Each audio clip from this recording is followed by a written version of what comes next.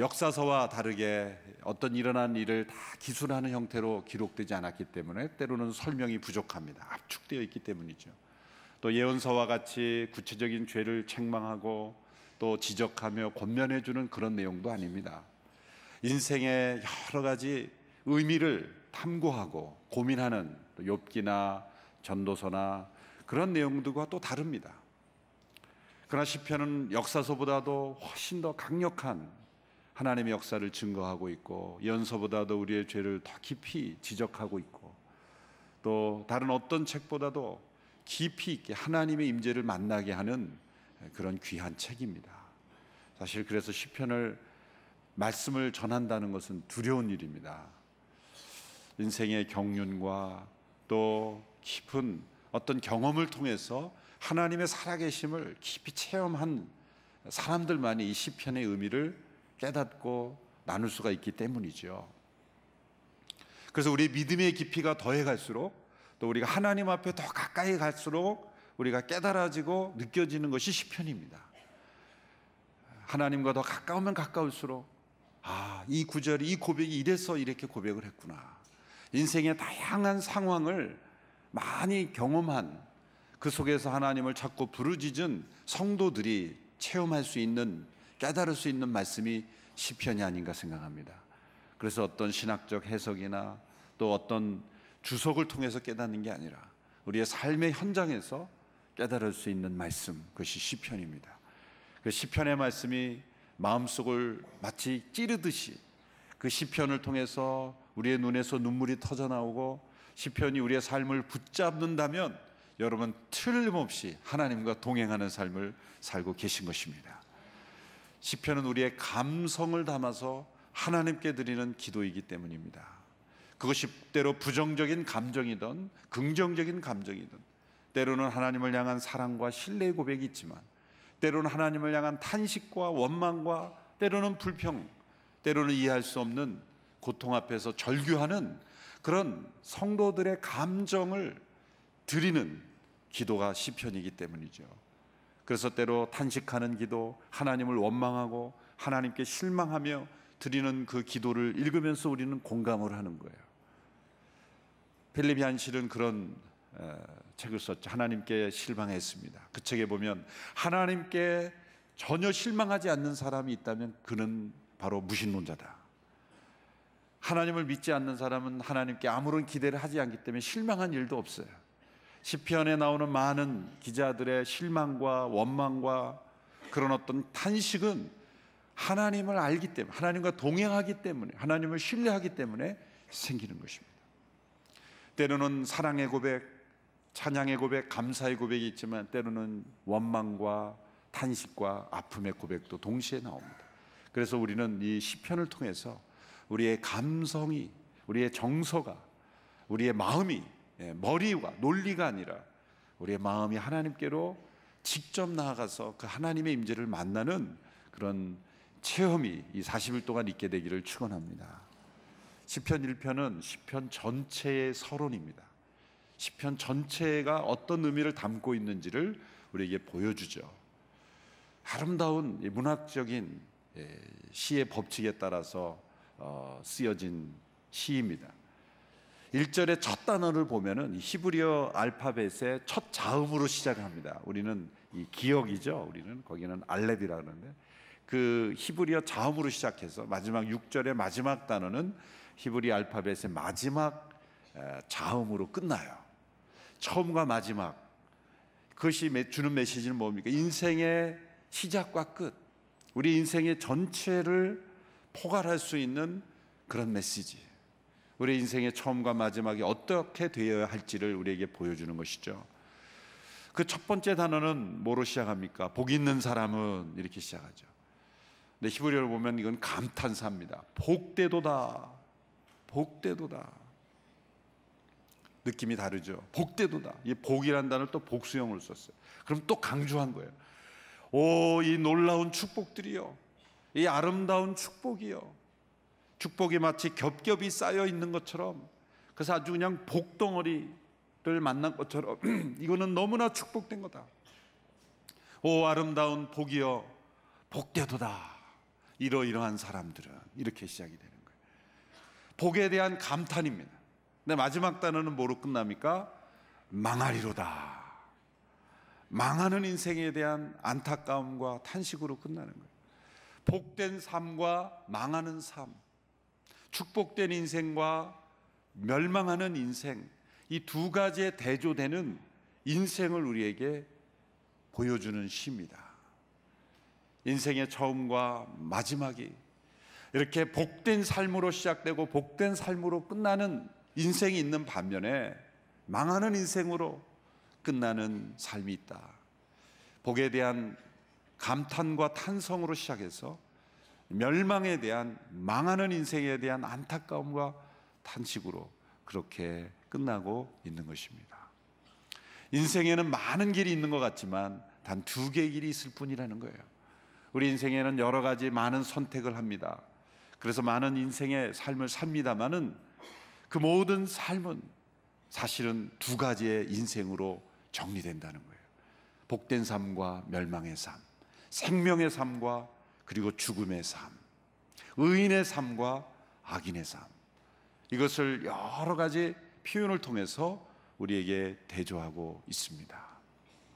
오늘 시편 1편에 보면 두 개의 아주 문학적인 단어를 통해서, 비유를 통해서 우리에게 이 두 가지 인생길을 대조하고 있습니다. 첫 번째는 3절에 나오는 시냇가에 심은 나무라는 단어입니다. 나무라는 단어가 히브리어 발음으로 에츠, 이렇게 츠로 끝나요. 그런데 대조 또 다른 단어는 4절에 나오는 바람에 나는 겨, 근데 겨가 모츠입니다. 그러니까 잊어버려졌고, 발음이 비슷한 단어를 두 개 썼다, 이렇게 생각하시면 돼요. 우리나라는 나무와 겨 이렇게 비유됐죠. 히브리어는 에츠와 모츠. 그러니까 이 운율을 통해서 확실히 기억되도록 만든 것이죠. 시냇가에 심은 나무, 그 시냇가로부터, 뿌리로부터 영양분을 공급받아서, 수분을 공급받아서 튼튼하게 뿌리 내려 자라서 열매도 맺고, 많은 사람들이 그 그늘에서 쉬고, 그 열매로 많은 사람을 배불려서 어떠한 가뭄이 오고 어떠한 상황이 있을지라도 열매를 맺고 푸르름을 항상 유지하는 그런 시냇가에 심겨진 나무, 그 에츠와 마치 농사를 짓고 난 다음에 추수한 곡식을 이 채질이라 그러죠. 그 채질을 통해서 쓸데없는 가라지를 이렇게 솎아내고 걸러낼 때, 그때에 날아가 버리는 겨, 제발 여기서 좀 떨어져라, 이 알곡들에게서 떨어져라. 그래서 그 추수꾼이 막 채질을 할 때, 그걸 기계로 하든 뭐 손으로 하든 채질을 통해서 이렇게 떨어져 버려지는 그 바람을 통해서, 바람만 불면 날아가 버리는 겨, 쓸데없는 그런 겨, 모츠, 이 두 가지로 인생을 비유하고 있습니다. 시냇가에 심은 나무와 바람에 나는 겨, 두 가지 인생 가운데 우리는 어떤 길을 걸어갈 것인가? 사실은 시편 전체가 이 두 가지 인생을 대조하고 있는 거예요. 어떤 시편을 읽든지 우리는 시냇가에 심은 나무 같은 인생인가, 아니면 바람에 나는 겨와 같은 인생인가, 두 가지 인생으로 우리는 결론지어 진다는 거예요. 먼저 이 시냇가에 심은 나무 같은, 자, 복되다 라고 말하는 그런 인생은 어떤 인생인가? 먼저 소극적인 표현으로서 복된 사람이 하지 않는 것을 세 가지로 이렇게 열거하죠. 그것이 2절에 나옵니다. 2절의 표현을 보면 이렇게 되어 있습니다. 악인들의 꾀를 따르지 아니하고 죄인들의 길에 서지 아니하고 오만한 자리에 앉지 아니한다. 이 세 개의 반복되는 표현을 보면은 약간씩 다르죠. 근데 여기는 문학적인 어떤 점층법이 점점 강조하면서 더 확대시키거나 축소시키거나 그러한 어떤 단계가 있습니다. 먼저 악인을 얘기했죠. 악인의 꾀를 따르지 아니한다. 그 다음에 죄인의 길에 서지 아니한다. 그 다음에 오만한 자리에 앉지 아니한다. 이렇게 아니하는 세 가지를 표현한대요. 첫 번째는 악인으로부터 시작합니다. 근데 성경에서 말하는 이 선과 악은 우리가 윤리적으로 도덕적으로 선과 악을 구분하는 것과 좀 다릅니다. 성경에서 말하는 악은 아주 근본적인 겁니다. 우리가 생각할 때는 악은 굉장히 어떤 겉으로 드러나는 많은 것들을 먼저 생각하게 되지만, 성경 말씀에서 말하는 악인이라고 할 때는 하나님 없이 사는 인생, 그 근본에 하나님을 인정하지 않는 인생, 그러므로 하나님의 존재를 인정하지 않는다면 성경에서는 일단 악인으로 규정하는 거예요. 우리 주변에도 하나님을 인정하지 않지만 사람의 보기에 선하게 사는 사람 참 많죠. 법 없이 살 사람 많습니다. 참 사람들의 윤리, 도덕, 인간관계, 교양으로 보면은 참 선하고 선량한 분들이지만, 성경에서는 하나님을 인정하지 않으면 그는 악인이다 보다 근본적인 정의를 내리고 있는 것이, 그래서 악인으로부터 시작을 하는 거예요. 여기에는 이 점층적인 확대가 있어요. 악인으로부터 시작해서 죄인이 되고, 죄인으로부터 시작해서 오만한 자가 된다. 이거는 보다 근본적인 것에서 구체적인 것으로 나타나는 것으로 표현되는 거예요. 왜 사람들이 죄를 짓습니까? 사람들의 그 마음속에 악이 있기 때문에, 하나님의 살아계심을 인정하지 않는 그 악으로부터 구체적인 죄의 열매가 나오는 거예요. 그렇게 구별하고 있는 거죠. 우리가 구체적으로 짓는 죄, 하나님을 대적하는 그런 행위들은 어디서 나오냐? 하나님을 인정하지 않기 때문에. 하나님을 인정한다면 그런 죄가 나올 수가 없는 거예요. 악에서 죄로 좀 더 구체화됐죠. 죄가 가장 구체화된 게 뭡니까? 오만함, 교만이라는 거예요. 교만은 죄의 가장 대표적인 증상이에요. 증상이에요. 악인에서 죄인으로, 죄인에서 교만한 자로. 그 교만의 죄, 또 다른 어떤 많은 형태들의 나타나는 죄를 근본적으로 들어가면 그가 죄인이기 때문이고 그가 악인이기 때문이다. 이렇게 점점 구체화돼서 나타나는 걸 보여주죠. 두 번째 쓰여진 단어들은 뭡니까? 악인들의 뭐라고 되어 있습니까? 꾀. 이건 참 우리 단어가 잘 번역이 되어 있는 것 같아요. 꾀. 그냥 생각이라 하지 않고 꾀. 아주 얄팍한 꾀. 악한 상태에서 나오는 꾀. 하나님의 살아계심을 인정하지 않는 불신의 상태에서라는 많은 생각들, 아이디어들을 꾀라고 표현했어요. 그건 보이지 않아요. 여러분, 우리가 살아가면서 아마 우리의 머릿속에 떠오르는, 우리의 뇌 속에 떠오르는, 우리가 하나님 없이, 하나님이 살아계시다라는 믿음 없이 떠오르는 많은 아이디어들을 구체적으로 표현하면요, 모두가 서로에 대해서 기절할 거예요.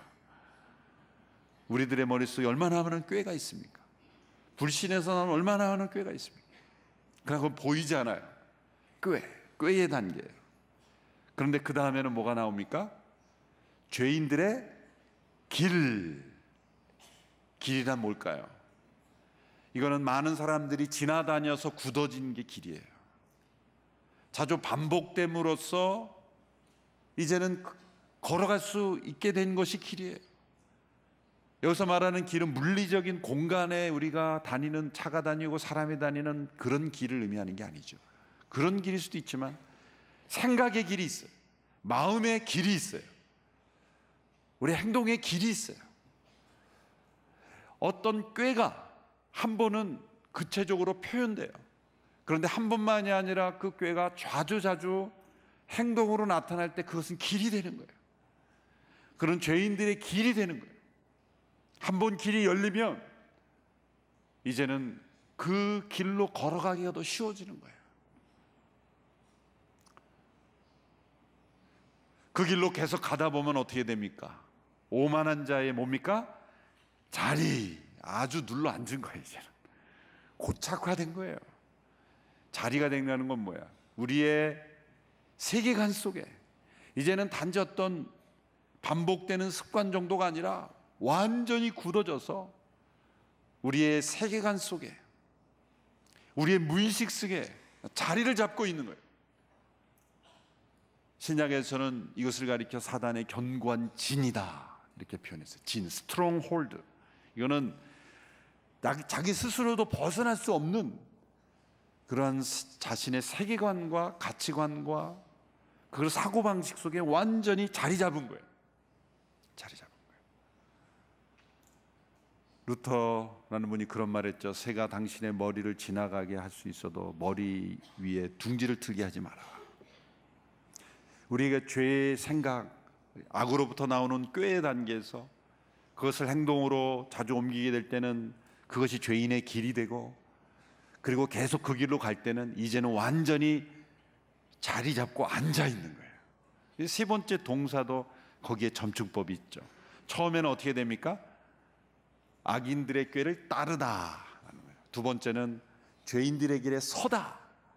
세 번째는 오만한 자리에 앉는다. 여기에는 점점 활동적인 것에서 활동하지 않는 것으로 이렇게 변화되죠. 이게 뭡니까? 꾀의 단계에서는 많은 생각들이 움직여요. 이 생각했다가 저 생각했다가. 꾀의 단계에서는 얼마든지 바꿀 수 있어요. 이 생각했다가 또 버리고 다른 생각하고. 그런데 길의 단계에서는 이제는 서는 거예요. 멈춰 서는 거예요. 그 생각에 멈춰 섰기 때문에 멈춰 서는 거예요. 그 생각대로 할 수밖에 없어요. 그런데 마지막 단계는 그냥 앉아 있는 거예요. 눌러 앉아 있는 거예요. 그러니까 이 세 가지 표현을 통해서 우리 안에 있는 하나님의 인정하지 않는 악으로부터 죄인의 삶으로, 죄인의 삶에서 겉으로 드러나는 교만한 삶으로 온갖 갖가지의 이 죄의 형태의 모습으로 나타나는 거예요. 근데 그것들이 우리 머릿속에는 꾀의 단계에서 보이지 않다가 점점 그게 길이 되고 그것이 자리가 되는 거예요. 어떤 사람의 위치가 될 수도 있고, 그것이 세계관으로 우리의 사고방식을 완전히 사로잡아 버리는, 자리 잡아 버리는 그러한 인생이 될 수가 있죠. 처음에는 그것을 따랐다가 따르는 정도가 아니라 멈춰서고 멈춰섰다 거기에 눌러 앉아버리는 거예요. 이런 것들이 우리의 삶이 복된 삶을 이러한 형태로 가지 않는다라는 걸 먼저 설명해요. 그러면 어떤 삶으로 나가는가? 그러면 이러한 삶을 방지하기 위해서 어디서부터 막아야 돼요?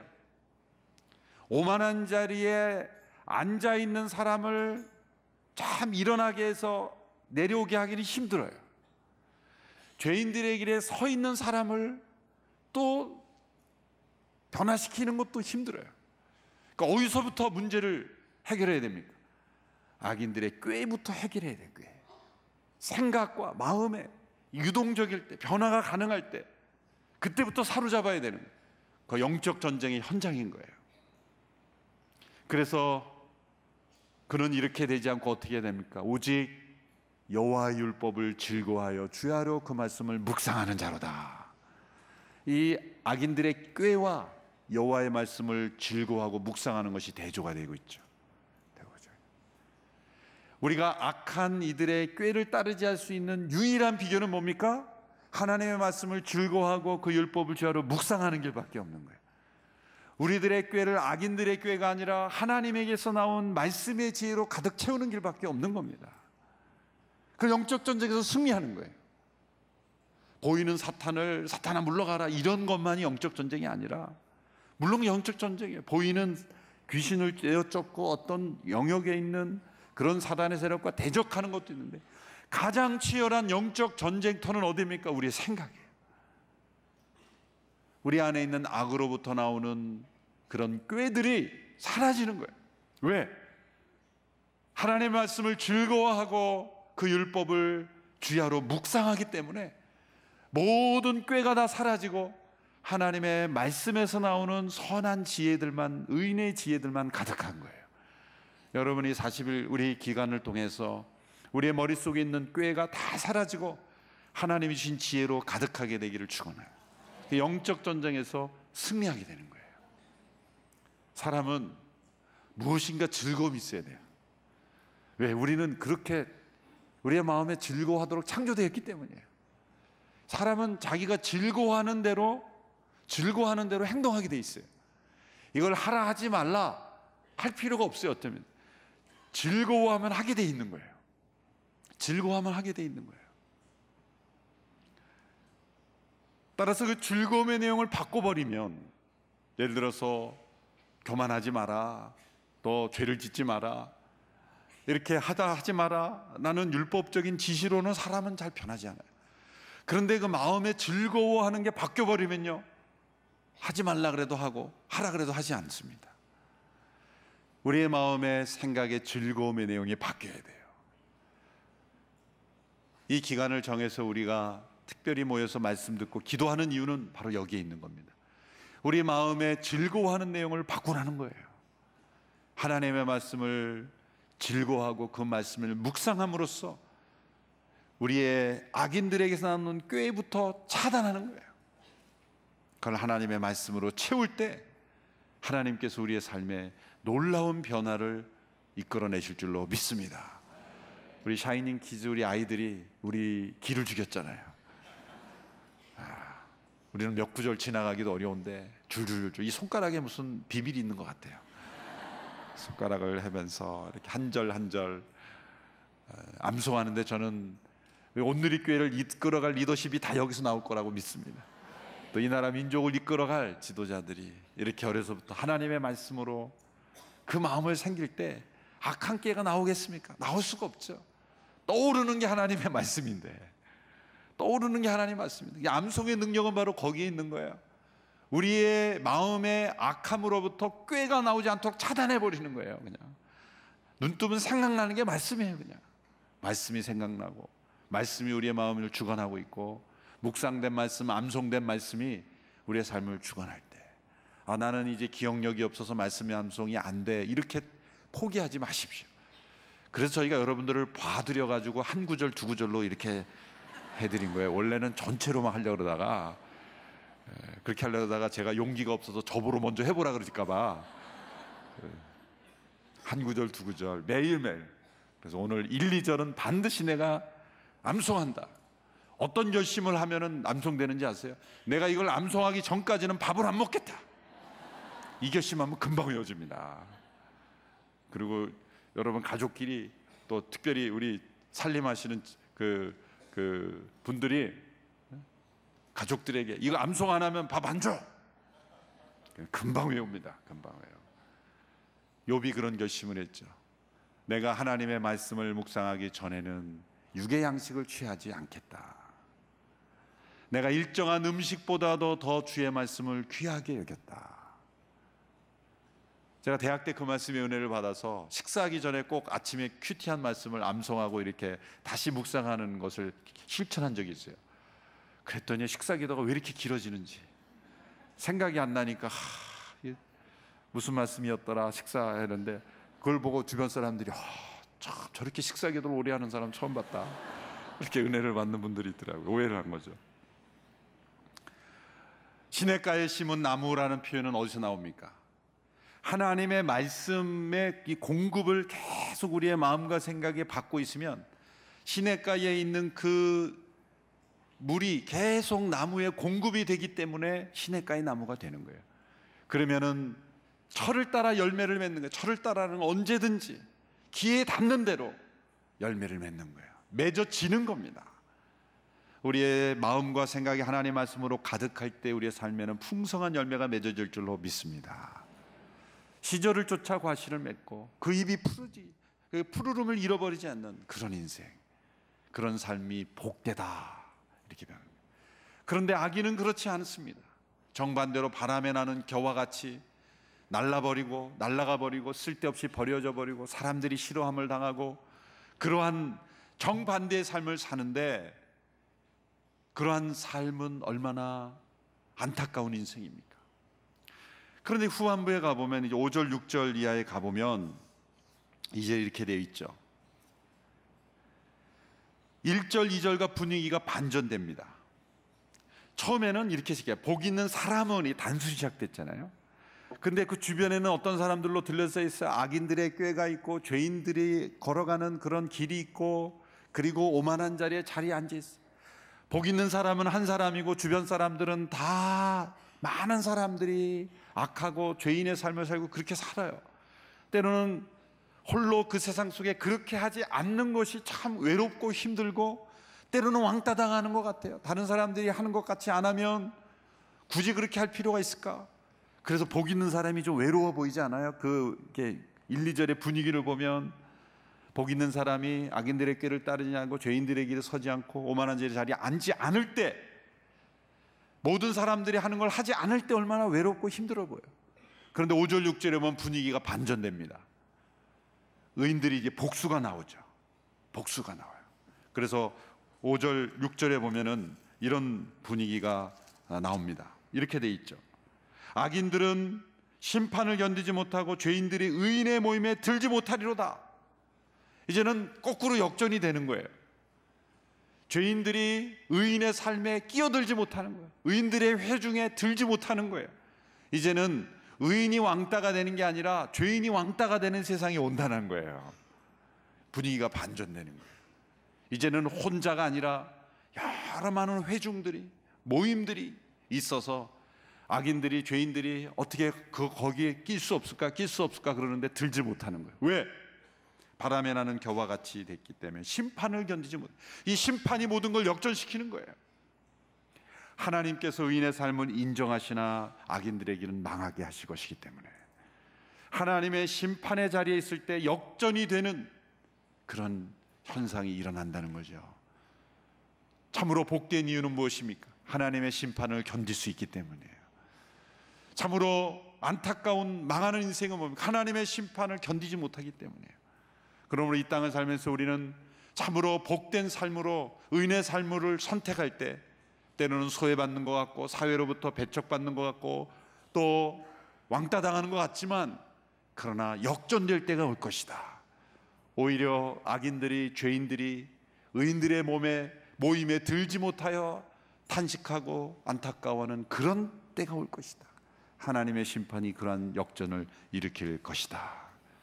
이제 우리 앞에 놓여 있는 이 두 가지 인생길을 향해 나갈 때 시냇가에 심은 나무처럼 견고하게 심겨져서 풍성한 열매 맺는 삶이 되기를 축원합니다.